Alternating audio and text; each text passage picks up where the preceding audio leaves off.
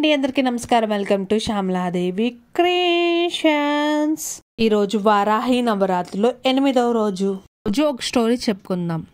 వరాహ పురాణంలో కథ.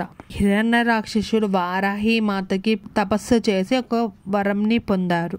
వరం ఏమంటే వారాహి మాత తప్ప వేరే ఎవ్వరూ చంపకూడదని. అలాగే వారాహి మాతని పూజించాడు కాబట్టి వారాహి మాత కూడా చంపకూడదని. ఆ రాక్షసుడు ఇంకా అమరత్వాన్ని పొందాడు అనుకుని మొత్తం ప్రజల్ని, మునుల్ని, ఋషుల్ని అందరినీ చిత్రవధ చేశాడు.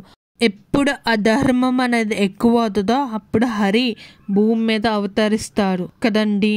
అప్పుడు స్వామి వారాహ స్వామి కింద అవతరించాడు వరాహ రూపంలో. అలాగే స్వామి వారి శక్తి వారాహీదేవి, ఆవిడ శక్తితో సంహరించాడు హిరణ్యాక్షుణ్ణి. చూశారు కదండి, అతని మరణం ఎట్లాగా అతను మరణించాలనుకున్నాడు. అతనే కోరిక రూపంలో కోరుకున్నాడు. ఫస్ట్ ఏం కోరుకున్నాడు? వారాహి మాత తప్ప ఇంకెవ్వరు చంపకూడదని.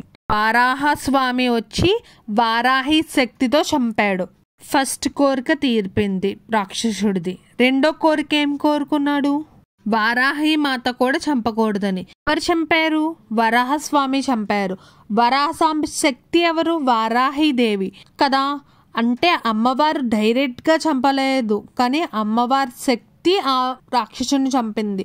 అమ్మవారి దీవెన అందరి మీద ఉంటుంది. అది అమ్మ ఎవ్వరాన్ని చూడదు, కానీ మనం చేసే మంచి ప్రవర్తన అమ్మ చేరువ చేస్తుంది, చెడు ప్రవర్తన అమ్మని దూరం చేస్తుంది. యద్భావం తద్భవతి. మనమందరం మంచి పనులు చేద్దాం, అమ్మవారి దగ్గరికి ఉందాం.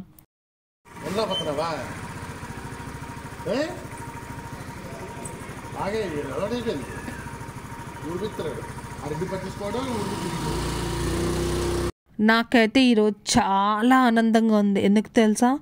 నా ఛానల్ 3K సబ్స్క్రైబర్స్ని రీచ్ అయింది. నా ఈ జర్నీలో నాకు తోడున్న ఫ్యామిలీ మెంబర్స్కి, ఫ్రెండ్స్కి, అలాగే నా సబ్స్క్రైబర్స్కి థ్యాంక్ యూ వెరీ మచ్. మీ అందరూ నాకు బ్లెస్ చేయండి, ఇంకా మంచిగా ఛానల్ గ్రో అవ్వాలండి. మీ బ్లెస్సింగ్స్ అయితే నాకు చాలా అవసరం.